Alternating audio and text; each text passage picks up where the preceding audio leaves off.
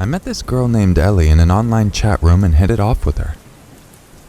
She was literally everything I ever wanted in a woman except for one thing.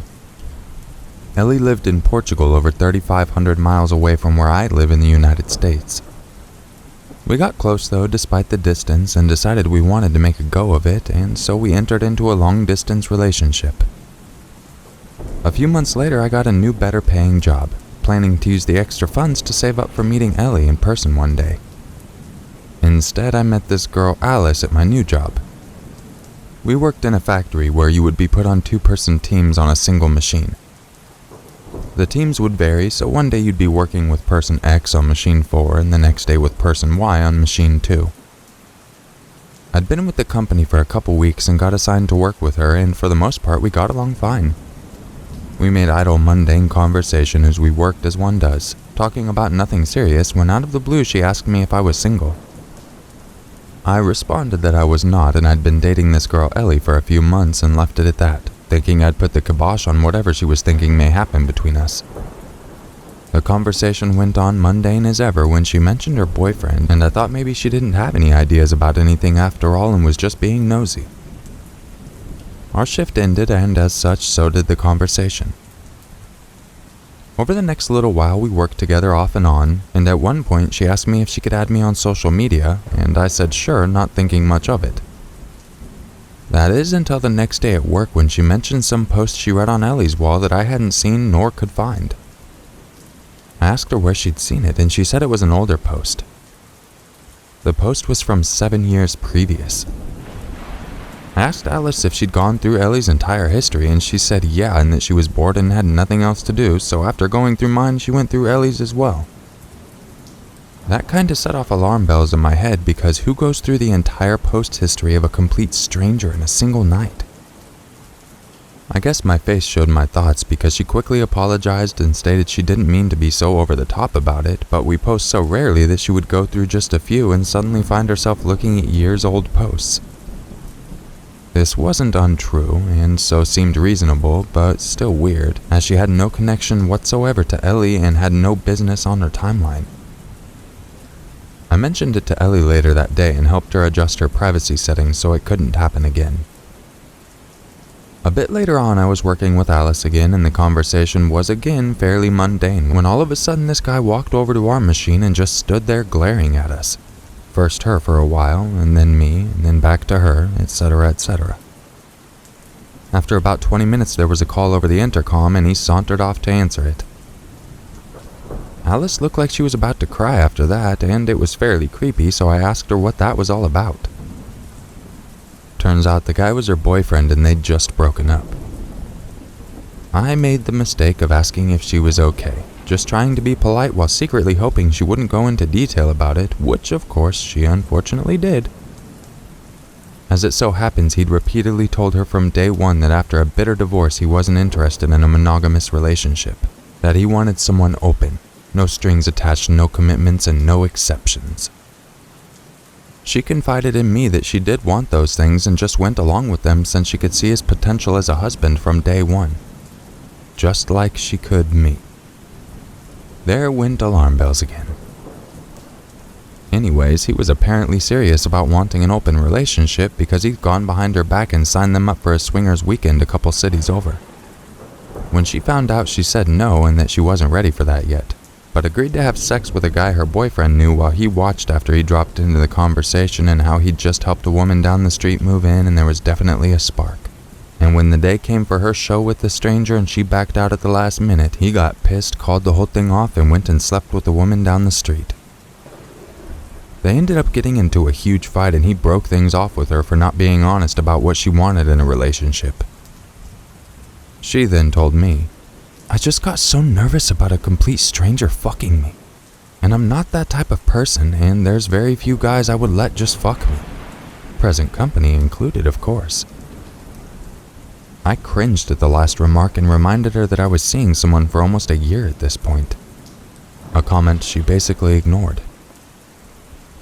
I got the impression at this point that in her head, just because me and Ellie hadn't met in person, that meant our relationship was somehow less real. She also told how they'd slept together a few times since then, but she knew he was only coming around whenever the other girl was busy or didn't want to have sex. She also told me that he'd be doing that to her any time they worked the same shifts. He would just show up and glare at her until someone called him, and he'd been doing it for almost a month. I told her that she should just report him to the supervisors, and she decided that she could never. So I told her she should find a new job. She told me that she couldn't because at her previous place of employment, a popular national chain sandwich shop, she'd stolen large amounts from the till and only avoided prosecution because she made restitution and because of her criminal record no other place would hire her. And there went the alarm again. Over the next few months, things got worse. She would randomly walk up to me at work and start talking about how we'd be great together and how she always wanted a boyfriend like me who was kind, thoughtful, a great listener, tall, handsome, yada yada yada. I would always cut her off with a short but succinct, not to mention spoken for, and she would storm off. Alice would get all excited when we had to work together and post something along the lines of, "Working with him today. How I love this man," and tagged me in the post, then delete it before I could see it, but not before Ellie did, who eventually saved a screenshot and sent it to me. When I confronted Alice with it, she basically blew me off saying it was no big deal. I unfriended her and blocked her after this. Still, she would often walk up to me or tell me while we were working together about her favorite sexual positions and how much she apparently loves giving blowjobs for no reason. Like sitting on the couch and watching a movie and just giving you one because I need to feel you release into my mouth or on my bare tits, or maybe other places. Her actual words, ladies and gentlemen. I'd been in the Navy prior to this, so the content of those comments didn't bother me as much as I'd heard much worse from the mouth of United States Navy sailors. What did bother me, though, was if someone had heard the incredibly one-sided conversation and said something to Ellie how much trouble I'd be in with a woman I'd grown to deeply care for. Not that there was much threat of that actually happening. I always told Ellie whatever Alice said to me, but still it needed to stop. So I went to my direct supervisor and asked him not to make me work with Alice anymore as there were issues there. I didn't go into detail as I didn't want her to lose her job, but I did say that I was uncomfortable working with her. That's when things got creepy. She started texting me, and when I asked how she got my number, she ignored the question. I changed my number, and a few days later she was texting me on my new number, and I changed it again and again. Within a few days she was sending me texts again. I didn't keep the texts, and to this day I have no idea how she was getting my numbers, and her texts were responses to in-person conversations I had with other people. At one point, a friend and I were working a 12-hour shift, 7 a.m. to 7 p.m., and I had said something about how I was just going to order a pizza when I got home and grab a shower while I waited for the 30-plus minutes for the delivery guy. I got a text the next night from her saying she'd overheard that I was getting a pizza and suggested that I bring the pizza by her place so we could hang out. And another immediately after saying that when I got to her place I would have to be naked as she was a naturalist when she was at home and expected the same from her guests. I ignored the texts and blocked the number only to get another message from her the next day from a different number. This one was a picture message of her and nothing but 3 slices of strategically placed pizza telling me to pick which topping I'd like to eat first. In another instance, I was texting a friend about heading to the mall this weekend for a birthday present for a mutual friend and setting up a pickup time and such. Later that day, I got a text from her saying she could give me a lift to the mall as she was going to Victoria's Secret to get some new lingerie and needed someone to help her in and out of her lingerie as she tried it on. I got an email later that weekend, again no idea how she even got my email address, that was a series of pictures from her in various states of undress as she modeled her new lingerie for the camera. That week at work I requested to be put on the weekend shifts permanently as she worked the morning weekday shifts, and that would mean I would only have to see her once during the week and not have to work with her. Alice's response to seeing me less was to start showing up at places I was. I went to a small party store in town where I could get a hard-to-find brand of soda I like, and as I walked to the register, Alice was standing there, just standing in the doorway. I paid for my sodas and then kinda stood there. I didn't want to call the police and get myself tied up in legal issues since I was still planning to travel to Europe to spend some time with Ellie, and I also didn't want to go home as I was afraid she'd follow me and then know where I lived. So I just stood there looking at her, not really sure what to do, when she suddenly turned around and left without a word or purchasing anything. She showed up one night at my favorite burger place, a little hole-in-the-wall bar, and sat down at the table across from me and had the gall to ask if I was going to buy her dinner. I moved to the bar where I stayed until the bar closed at 3 a.m. and then some. The barkeep was a friend of mine who gave me a lift home. I caught her following me around a major chain superstore late at night, and when I finally shook her and was able to go home, I got pictures sent to me of her masturbating in the pharmacy department. How she had gotten away with that one, I'll never know. Unfortunately, at this point, Ellie's mother was diagnosed with final stage colon cancer and she died less than 2 weeks later. Feeling like I really needed to be there for Ellie, I got my documentation in order, bought a plane ticket, and put in my 2 weeks' notice. I saw Alice twice more in my regular spots in the coming weeks as I prepared to depart on a 3-month stay to help Ellie with anything she may need. Once outside my bank when I stopped to shift some funds around for my trip, and the other as I was getting some new socks and underwear and the like for the trip. She walked up and recommended that she would like to see me in them before slithering away. A couple weeks later, I was sitting in the airport terminal waiting for my plane, and I got a text from her asking if I was ready to man up and give her a couple orgasms yet. I shook my head and ignored it. 3 months later, I was back in the States just in time for the 4th of July. I didn't see Alice all summer, nor did I give her much thought. Ellie came to visit me at the end of September, and in November we got married after being together and traveling back and forth for 3 years. Later that month, my hometown was holding their annual Christmas tree lighting ceremony, and Ellie had never seen one before and wanted to go see, so we went. While we're standing there singing Christmas carols, me rather off-key, I felt those arms wrap around me from behind and clasp at my waist. Initially thinking it was Ellie, I put my hand on hers, and at the same time I realized that Ellie was standing next to me, so she couldn't be the one wrapped around me, nor were these hands wearing the engagement/wedding ring. I pulled the person's hands away and twirled around, coming face to face with who else but Alice. She'd spotted me in the crowd and decided to say hi with some guy in tow. Ellie turned around and Alice spotted her, and I could see the Arkham Asylum flash across her face, and I saw her take the cup of hot cocoa away from the guy with her, and I pulled Ellie slightly behind me as Alice lowered the cup as if to throw it at Ellie. I asked her who her date was, and she froze and looked at him and then quickly said it wasn't her date, they were just friends. This seemed like news to him, and he got angry and stormed away. I watched him go, and when I turned back to Alice, she was sizing up Ellie, so I asked Ellie to go get me a cup of that hot cocoa. Ellie left and Alice asked, "Still dating her, eh?" I responded, "No, we're married now." Alice froze, looked me dead in the eye, and recited my address, described the layout of my bedroom in extensive detail, and promised she would show me what real Americans did to Euro trash before she ran off into the dark night. Ellie and I stayed at my parents' house the last few days we were there. I called the cops, but nothing ever came of it. I also called my former landlord and told them that he should really look out for someone trying to break into the empty apartment. At the end of November, we got a plane bound for Portugal and left Alice behind. Me and Ellie now have a baby named for Ellie's mother. I feel bad for whoever Alice latches onto next, but I'm glad there's a whole ocean between us now.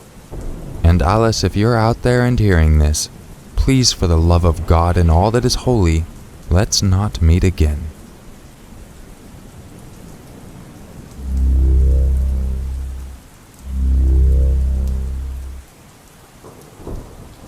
I have been working at a department store for the past 2 years.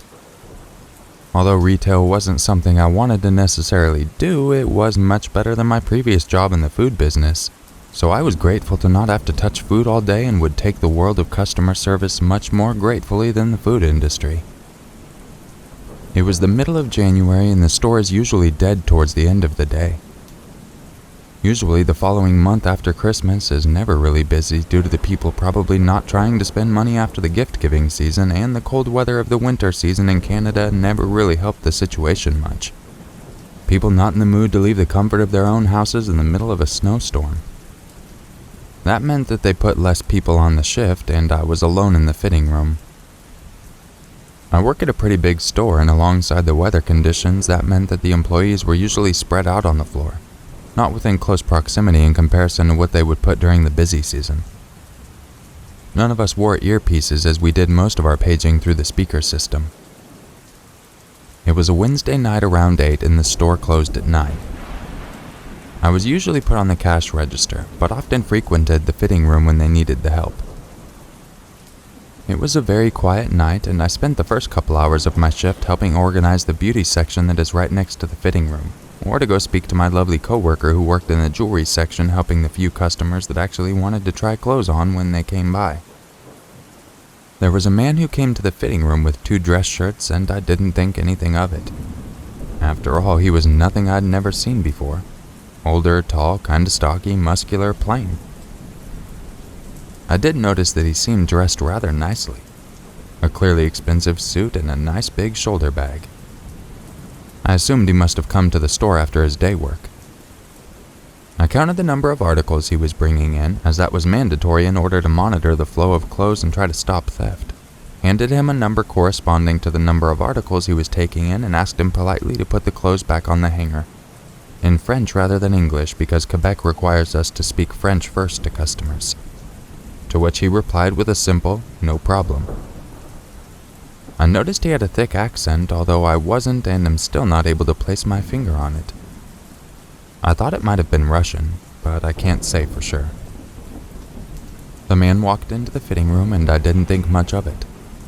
I helped the other customers who came out of their rooms counting their articles they came out with and matched it with their numbers and hung them back on their place on the rack. A few moments passed by and the man came out. Not really putting much thought into it, I took both the dress shirts from him. He didn't want any of them, and took back his number, said thank you, and turned to place the clothes on their rack.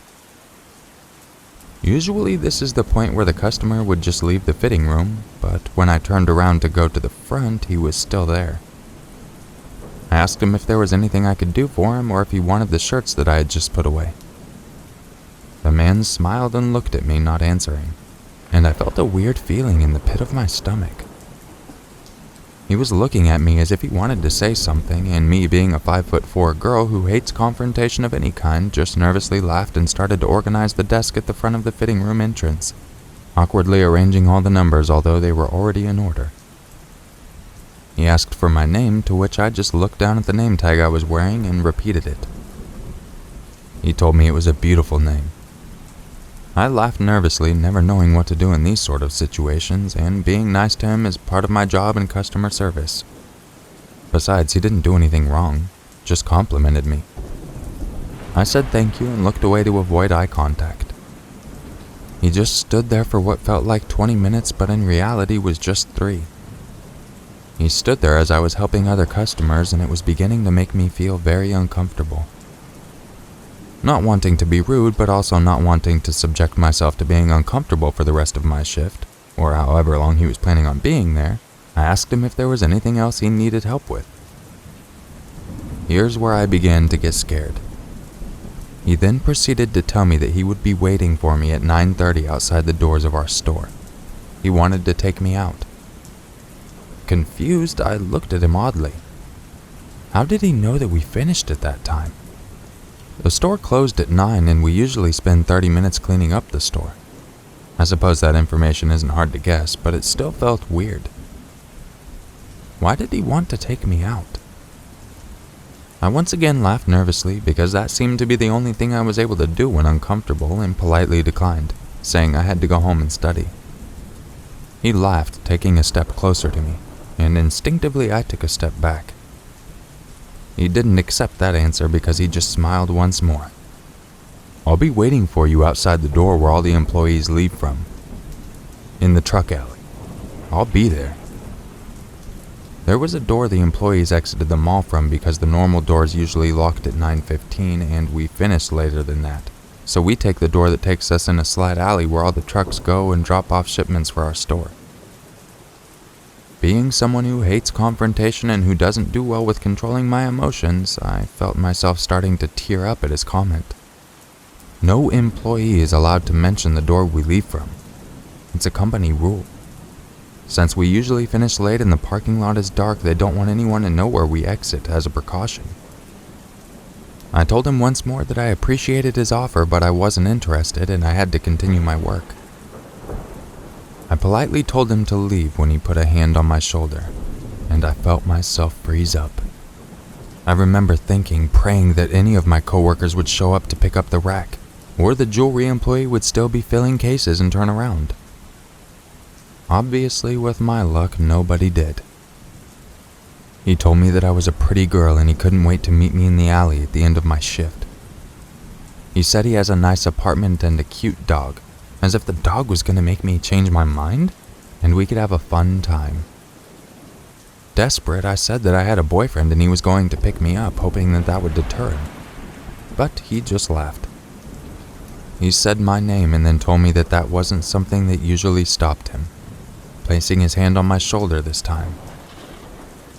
I honestly really began to feel scared and excused myself to use the phone on my desk, shaking his hand off of me that I hadn't realized was gripping me so tightly. I paged the number for my coordinator, who curtly replied before I was able to get a word in that she was busy with a customer, and hung up. Unsure of what to do as the man was still next to me as he followed me to my desk, I called my manager, who thankfully replied. When he saw that I was speaking to someone on the phone, he left the fitting room, but that didn't make me feel any better. I told my manager what had happened, and with good reason she freaked out, telling me I needed to report him immediately, reminding me that with people like that I really have to be careful.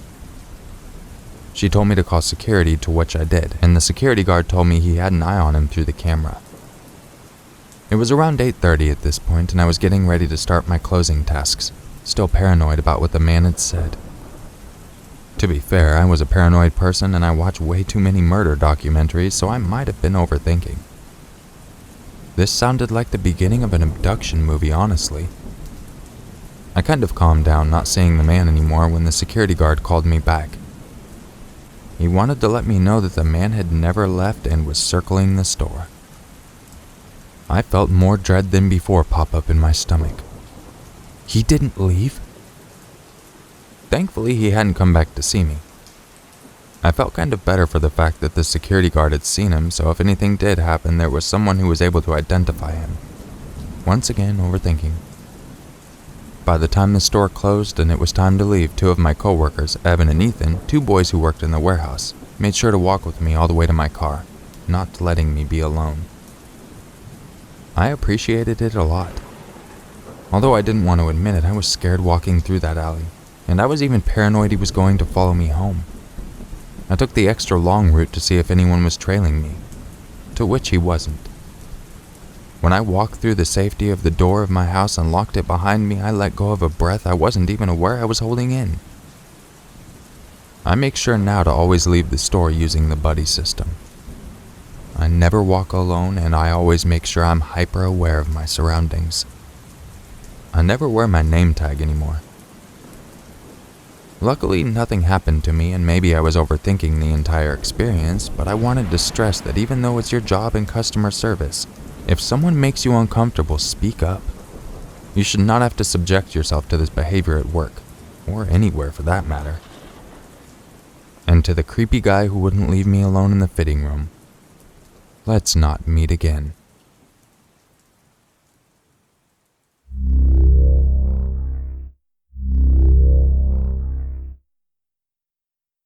If you enjoyed this video, don't forget to leave a like, subscribe, share it with your friends, all that good stuff. And if you'd like to help support the channel, I would really recommend becoming a patron or a channel member. You can find a link in the description.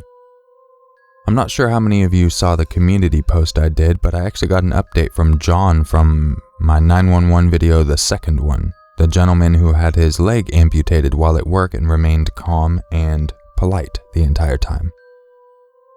I got a random update message from him through my email yesterday, and I will go ahead and read that after this video. And with that being said, I will catch you all in the next video. And just remember, it's always scarier if it's true. Bad bye. Okay, so yeah, some of you might have remembered John from, like I said, the second 911 video I did. Here's the message I got, and it's actually really crazy and cool at the same time. Hey man, just wanted to let you in on something. A while ago you made a video of top 911 calls. My call was featured. I left a comment on that video, which you subsequently hearted and pinned to the top. Earlier this year I received a comment on one of my lesser videos, and I don't normally read all my comments because I get so many on a daily basis, but this was on an older video that I don't get a lot of comments on generally, so it caught my attention. What really caught my attention was when I clicked on the comment, it didn't match the notification, which meant that she went back and edited her comment after posting. The first comment was a slightly risque joke, and the edited version was much safer. So I replied, something I rarely do, saying that I liked her original comment more. I then proceeded to check out her channel and saw that she was a DJ and had a few videos of herself performing. I commented on one, and just as I posted it, I got a notification from my Facebook page I have for my YouTube. She had messaged me on my Facebook page. We talked loosely via Messenger for the next couple hours, then the next night we spoke on the phone after messaging a bit more. The phone call was over 5 hours long. Long story short, we've been officially dating for several months now, and we are so incredibly in love. Have flown to visit each other for a week at a time, and in about a week I'm flying to her again for another week. She will be moving to Orlando to live with me soon, and we plan to marry. You come into this story because this all started because your video was recommended to her. She watched it, heard my call, scrolled down to comment, and saw my comment pinned to the top.